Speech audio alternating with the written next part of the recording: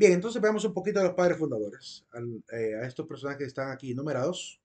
El primero Augusto Comte, el siguiente es Emil Durkheim, el siguiente es Karl Marx y el último de la foto pues es Max Weber, ¿verdad? Claramente ahí falta que enumerar ¿cómo se llama? A este Saint Simon, que no aparece en la fotografía de él, ¿verdad? Pero hay mucho más todavía que tenemos que ver también. Comenzamos entonces con el primer personaje, Saint Simon. Claude Henry de Rouvreau, este es el nombre de él. Claude Henry de Rouvreau, conde de Saint-Simon. Muy popularmente le llaman Saint-Simon hoy en día. Así, es lo mismo pasa con el otro Charles de Secondat, que en vez de llamarle Charles le llaman Montesquieu, aunque Montesquieu es la región donde él era el conde de Montesquieu. Bueno, se empieza a formar parte de la ciudad de donde son, pues como el parte del apellido, por así decirlo. En ese momento los apellidos eran pocos, muy pocas familias tenían la posibilidad de tener apellidos de gran abolengo. Así que la con gente común y corriente, la que no era nobleza, pues comúnmente solo se conformaba con su primer y segundo nombre y la ciudad de la que formaba parte. En el año 1760-1825, podemos decir que él es el pionero de las ideas que Augusto Comte va a copiar y se va a quedar Augusto Comte por lo menos con una de las doctrinas, que es la doctrina de los tres estadios. Claude Henry ya había definido tres etapas de la evolución de la historia de la humanidad y que por tanto de alguna manera explica las características de tres tipos de sociedades distintas. Eh, y esta misma enseñanza la va a extrapolar a Augusto Comte ya cuando él va a escribir sus libros como el curso de filosofía positiva. Se considera para este momento la cabeza más universal de su tiempo a Claude Henry. Es un hombre que piensa ya no a nivel, no en el sentido de los reinos, sino en el sentido de la humanidad. Para él, la historia está sujeta a leyes de cada etapa, pero cada etapa es la superación de la siguiente. Entonces él cree que las sociedades, lo que ha pasado es que ha habido una evolución de un sistema de gobierno superado por otro sistema de gobierno. Así que los gobiernos barbáricos fueron superados por los gobiernos esclavistas. Los gobiernos esclavistas fueron superados por los gobiernos de tipo de reinos. Los reinos van a ser superados por los señoríos feudales o los imperios, primero los imperios, después los señoríos feudales y hasta que llegamos a la época de la ciencia y el arte durante la época republicana.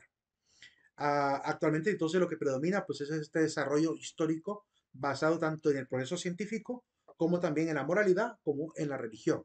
Y es el tipo de análisis que van a hacer los hombres de la época de Claude Henry. En adelante la humanidad prácticamente se va a tener que analizar en función de estos tres elementos. ¿Qué tanto progreso científico hay? ¿Cómo está la moralidad de los pueblos? ¿Y cuál es el aporte o problemas que trae la religión? De hecho, déjenme comentarles que en este grupo donde comúnmente pasamos debatiendo temas de política, economía, de filosofía, de ciencia, religión, que se llama Cosmopolitic, en este chat de WhatsApp somos casi, actualmente no sé cuántos miembros habrá en este grupo, pero las pláticas que comúnmente tienden a, los temas principales de la plática son estos tres temas. Y además la política, claramente, ¿verdad? La política en función de esos tres elementos. ¿Cómo está la moralidad del político? ¿Cómo está el progreso que produce la política en Honduras? Pues si la iglesia está prestando o no está prestando colaboración. Entonces hay crítica alrededor de esos tres temas, ¿verdad? Básicamente eso es algo que todavía no ha muerto. Al final, Comte va a copiar a Claude Henry Rouvreau. ¿Y por qué le copia? Porque Comte en este momento es el secretario de Claude Henry. Entonces tiene acceso a todos sus escritos, ¿verdad? Es el que seguramente le copiaba, el que transcribía sus obras incluso, ¿verdad? Como secretario de él, pues llevaba sus apuntes y claramente se empapa de esta doctrina. Según Claude Henry, existen tres etapas de la historia de la humanidad que de alguna manera describen tres tipos de sociedades. Una sociedad o una etapa de la historia donde lo que abunda es el pensamiento enlazado con Dios, la etapa teológica que llama él. Es una etapa donde lo que predomina son los sistemas religiosos. En este momento, pues lo que va a superar este sistema será la sociedad esclavista, que de alguna manera se aparta bastante de la religión, ¿verdad? De alguna forma, cuando muchos mantienen unos que otros mitos, como el caso de los romanos, ¿verdad? Pero se cree que en las primeras etapas primitivas de la humanidad era profundamente religiosa. Y de hecho, cuando vemos a los países, a los pueblos mesoamericanos, es notable esto, ¿verdad? Que en sus etapas más primitivas, lo primero que sobresale en ellos es su afán de religiosidad, ¿verdad?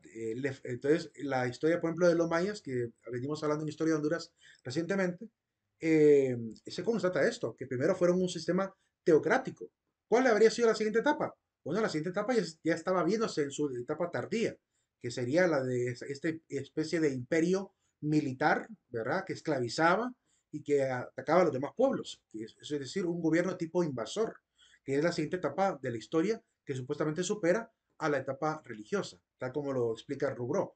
Por lo menos en América se nota que tiene cierto grado de razón. Y después, ¿cuál sería el siguiente sistema? El sistema feudal, donde se cae todo el poder de los imperios y de los reinos y solo quedan los señores, dueños de territorios, que son los que van a dar en alquiler las tierras. A eso se llama sistema feudal, donde comúnmente había un señor feudal, dueño de grandes latifundios, y de entre estos latifundios o territorios, él reparte pedacitos de parcelas a la gente aledaña y va sobreviviendo él no del trabajo duro, sino de los impuestos o tributos o primicias que entrega el resto de la población que gira en torno a él. Ese es el sistema que llamamos feudalismo. Luego de la etapa teológica, que están con estas tres, por así decirlo, tipos de sociedades, pasamos a la etapa metafísica. En la etapa metafísica se da el colapso del sistema feudal y aparece un colapso también del sistema teológico, que es básicamente la época moderna. Es la época donde van desapareciendo este temor prácticamente a lo religioso, ¿verdad? Y de alguna manera aparece un gobierno más republicano, ¿verdad? Que es lo que va a predominar la última etapa, ¿verdad? De esta etapa llamada metafísica. Ubica Claude Henry más o menos el rango de tiempo en el que ocurre esta etapa metafísica hasta el siglo XVII, año 1600 aproximadamente. ¿Y cuál es la última etapa? La etapa con la que sueñan estos hombres, que van a fundar no solamente la sociología, sino que fundarán una doctrina filosófica llamada el positivismo. Le van a llamar a la última etapa la etapa positiva, que lo que va a predominar ahí es una sociedad de tipo, un régimen basado en la ciencia, basado en el progreso, basado básicamente en la idea del desarrollo, se supone es el tipo de sociedad que actualmente estaríamos viviendo, ¿verdad? Entonces, básicamente con lo que ellos sueñan es ver una sociedad donde la tecnología esté al frente, el desarrollo científico también al frente, ¿verdad? Y que quienes definan prácticamente el curso de la historia sean los hombres más preparados, los más académicos. Desgraciadamente no siempre puede ocurrir así, ¿verdad? Utópicamente lo que deseamos, que la gente más preparada dirija a los pueblos. Sin embargo, no ocurre así. A veces la gente más preparada, ¿verdad? No le falta un pequeño elemento que quizás no consideran estos hombres en su discurso. Me refiero al tema de la rectitud moral, ¿verdad? Que es algo que se olvida. Cuando abandonamos obviamente la filosofía religiosa que enseña la rectitud moral y solo nos dedicamos a hablar de una especie de gobierno, de Estado, de una especie de república, entendiendo la república casi como que fuera un organismo vivo sin conciencia moral, ¿verdad? Solo como un aparato mecánico que va a ayudar a la gente a salir adelante, pero se olvidan de la rectitud moral, los pueblos no avanzan. Y de hecho, ese es el mayor problema que tenemos en Honduras, que tenemos un sistema republicano, estatal, donde se supone la maquinaria tendría que funcionar para generar más progreso, ciencia, academia y todo. Sin embargo, como no hay rectitud moral en los gobernantes, ni en el gabinete de gobierno, y tampoco en los ciudadanos activistas de los partidos políticos, y tampoco en los ciudadanos de a pie que trabaja día a día, ¿verdad? Como falta la rectitud moral en el pueblo, difícilmente se ve el progreso y el desarrollo. Una de las razones primordiales entonces del por qué nuestro país, a pesar de intentar ser capitalista, no lo está logrando, es porque en otros países funciona. ¿Pero por qué funciona? Porque en otros países la rectitud moral es bastante alta. La gente estudia, se forma, lee, ¿verdad? Tiene una cultura tremenda. No pasa como el hondureño aquí a cada rato diciendo palabras altisonantes en su lenguaje cotidiano. Tienen un nivel de respeto tremendo. Tienen un alto sentido del honor, cosa que aquí en este país se ha perdido. Aquí la gente no tiene, mucha gente no tiene honor. No tiene honor en la palabra, no tiene honor en sus responsabilidades, no tiene honor en la puntualidad, ¿verdad? Es que se nota desde que somos estudiantes, la falta de honor. Chepeamos, copiamos las tareas, no hacemos el esfuerzo estudiantil que hay que hacer. Entonces, esa cultura que estamos generando de la academia, ¿verdad? Se va hasta la política y sigue siendo igual en la política. De gente que se salta las reglas, se salta las leyes y no entienden que cumplir con las reglas, las leyes y los métodos adecuados es lo que procura el desarrollo, el progreso. En otros países, en una universidad, por ejemplo, si un joven comete plagio, lo expulsan de la universidad. Aquí todavía somos muy tolerantes de eso, ¿verdad? Yo soy de los que piensa, qué bueno que no soy rector de una universidad, Porque yo soy de los que piensa que estudiante que comete plagio en un trabajo no debería seguir estudiando, no debería tener la oportunidad de seguir manchando el nombre de la academia. Porque claramente una cuestión académica importante es la rectitud moral, la ética profesional. Pero aquí como tratamos de ser muy compasivos, ¿verdad? Dejamos pasar a muchos que se cuelan en el sistema educativo y después escalan a puestos de poder y terminan en política haciendo barbaridades, porque nunca formaron la ética en su vida. Entonces, la manera de poder ir erradicando eso es siendo duros desde el punto de vista ético. Y es lo que comúnmente no hemos comprendido como sociedad. ¿Verdad? Creemos que la república va a funcionar como que fuera una gran maquinaria mágica que va a traer el progreso, ¿verdad? Pero si descuidamos la ética, pues es muy difícil. La base del régimen del futuro, cree Saint-Simon, ¿verdad? Es la gran industria científica y planificadamente organizada. Claro, esto funcionaría y estoy completamente de acuerdo que la gran industria, la industrialización de los pueblos es la salida de la pobreza. Completamente de acuerdo. Pero cuando la industria se olvida de que debe servir a los hombres, cuando la industria o el progreso se vuelve un progreso sin pensar en el hombre, en el ser humano, no, en vez de convertirse en una ayuda, más bien termina esclavizando al hombre.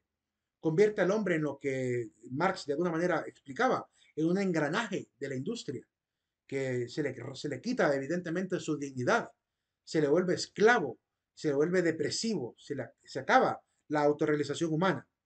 Entonces, cuando olvidamos que debe ir obviamente en equilibrio el desarrollo económico, político, educativo, científico e industrial, junto con la ética, claramente ahí sí podría haber progreso, ¿verdad? De hecho, este tipo de sociedad industrializada, que también el marxismo va a intentar impulsar, pero con un poco de conciencia social, que va a luchar va a luchar el marxismo contra la industria que se desapega del grupo humano, se desapega del bien común, al contrario, más bien intenta luchar por la justicia social. Ese es el marxismo que de alguna manera conocimos, utópico, ¿verdad? Que no ha logrado tener éxito, por lo menos en la cuestión política, pero al menos como utopía tiene cierto grado de razón, ¿verdad? De lo que hay que hacer como humanidad para poder alcanzar el progreso común. A este tipo de dinámica, diríamos, de una especie de capitalismo salvaje, hasta la misma Iglesia Católica, cuando veamos en la última unidad, el aporte de la doctrina social, veremos cómo la misma Iglesia hace una crítica a estos sistemas que se quieren tirar de científicos y que incluso la economía ponen la ciencia económica por encima de la solidaridad, por encima de la subsidiariedad, por encima del bien común, por encima del destino universal de los bienes.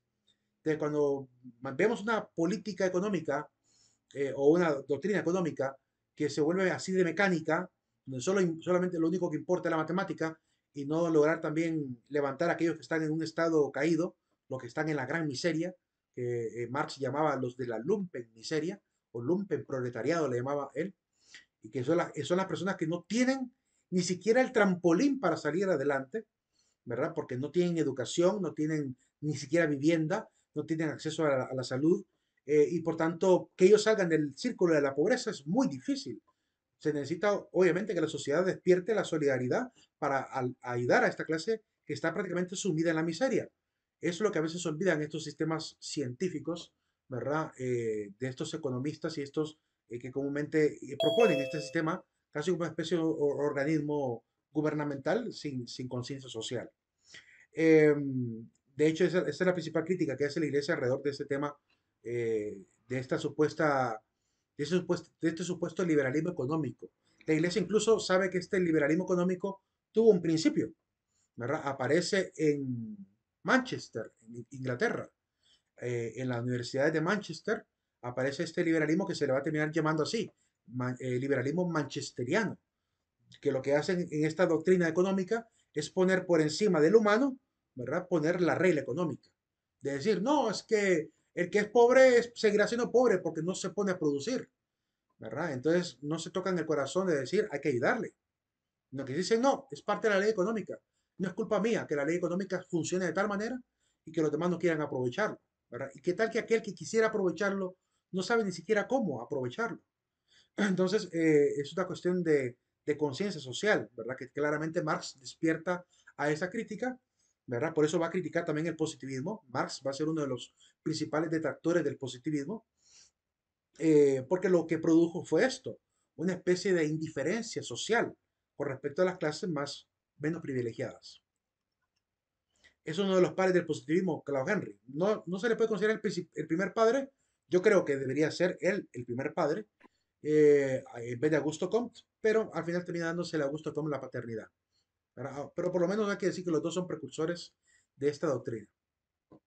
Quiero leer algunos fragmentos de la obra de El Nuevo Cristianismo, del Conde Saint-Simon, para que veamos cómo es la sociedad que él espera que también la religión haga, ¿verdad? Es decir, que él considera que la religión no tiene por qué desaparecer, sino que debe prestar un servicio social que realmente colabore con el objetivo mismo que se propone el positivismo.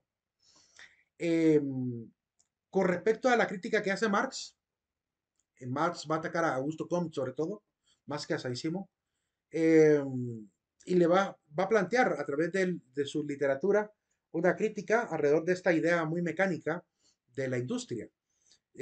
Otro gran, diríamos, atacante de la doctrina del positivismo va a ser su compañero de trabajo, que es Friedrich Engels.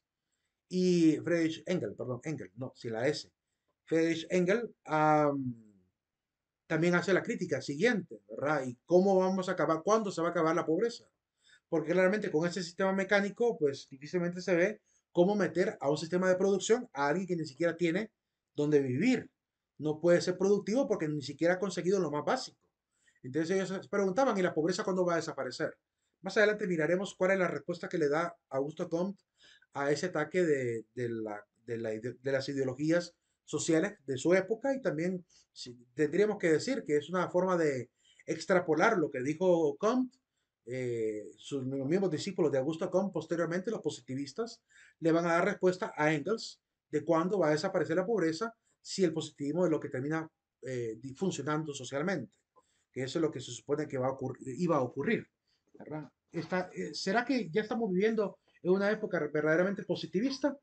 Pues yo creo que en parte sí, porque el dominio de la ciencia es evidente, el dominio de la técnica es evidente, el dominio de la industria y el mercado es evidente. O sea que sí, yo creo que sí estamos viviendo en una etapa positivista, con cierta todavía lucha de tipo social producida por las ideologías también, ¿cómo se llaman? Marxistas, ¿verdad? Que van a surgir, que como ya hemos constatado en la literatura de Julio Gómez, ¿verdad? De este Guillermo Molina, que es el que hizo el análisis este, pues claramente en Honduras pues seguimos viendo todavía esa lucha entre capitalismo y socialismo, o capitalismo versus comunismo.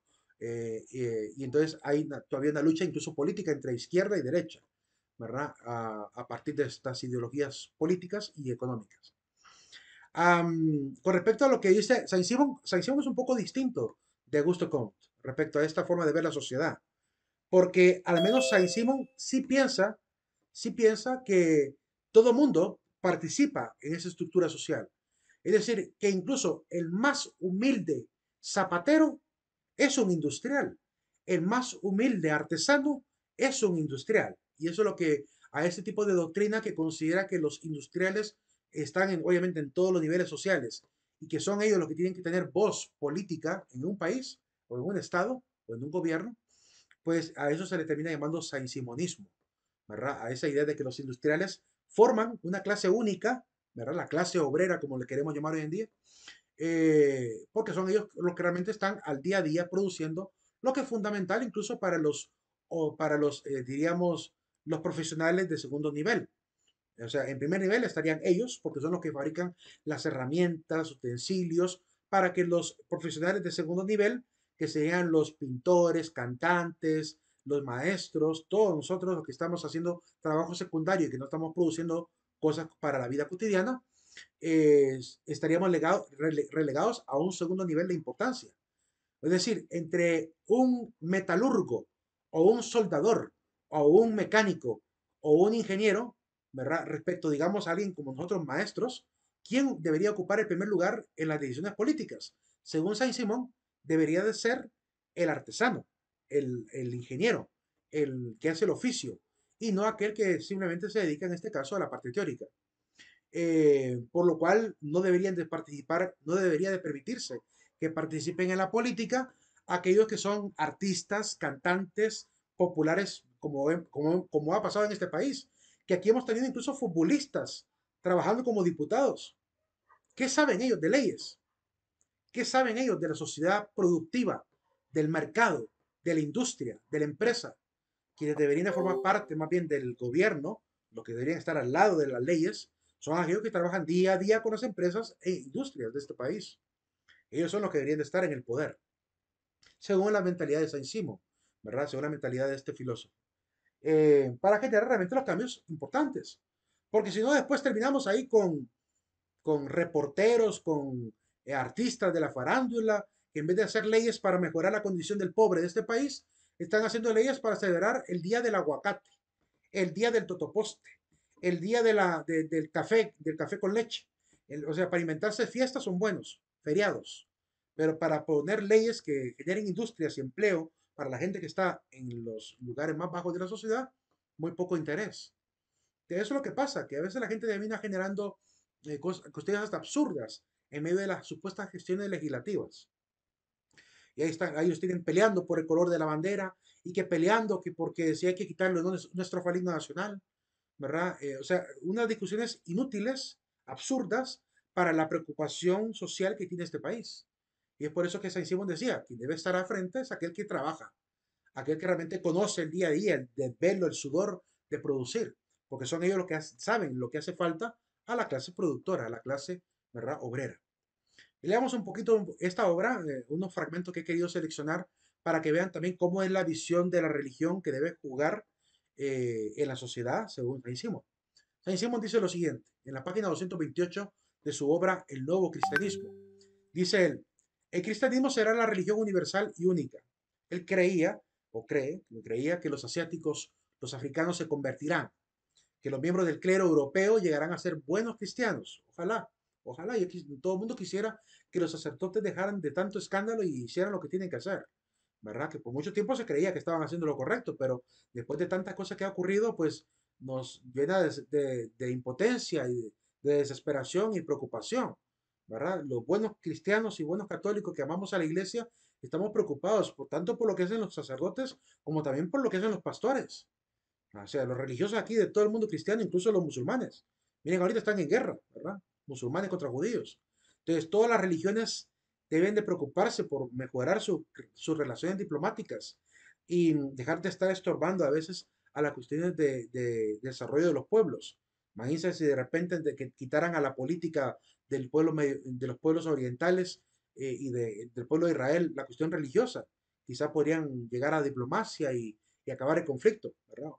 Uno desearía que fuera así, pero como hay un fanatismo religioso, ¿verdad? De parte de unos radicales, el conflicto sigue una y otra vez y renace, porque la enseñanza religiosa tiene un impacto tremendo, ¿verdad? Entonces, claramente, sí hay que hacer una especie de, de distinción, ¿verdad? De lo que tiene que hacer cada una de las partes.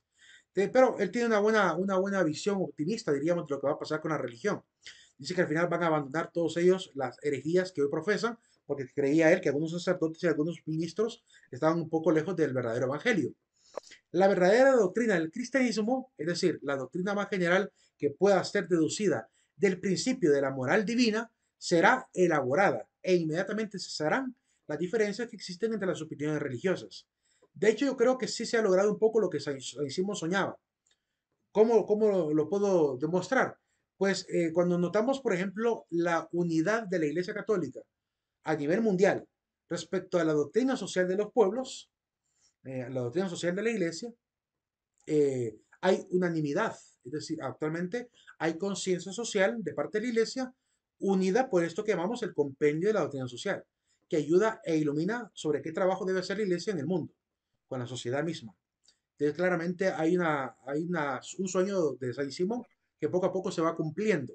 Por otro lado, también cabe destacar que ya hay diálogos, no solamente entre cristianos, sino que también hay diálogos entre cristianos con judíos, como lo que pasó recientemente que el rabino Richard Gamboa publicaba en su propia red social sobre esta unión que hay hoy en día, una buena relación que hay entre en la comunidad judía y el mundo cristiano católico.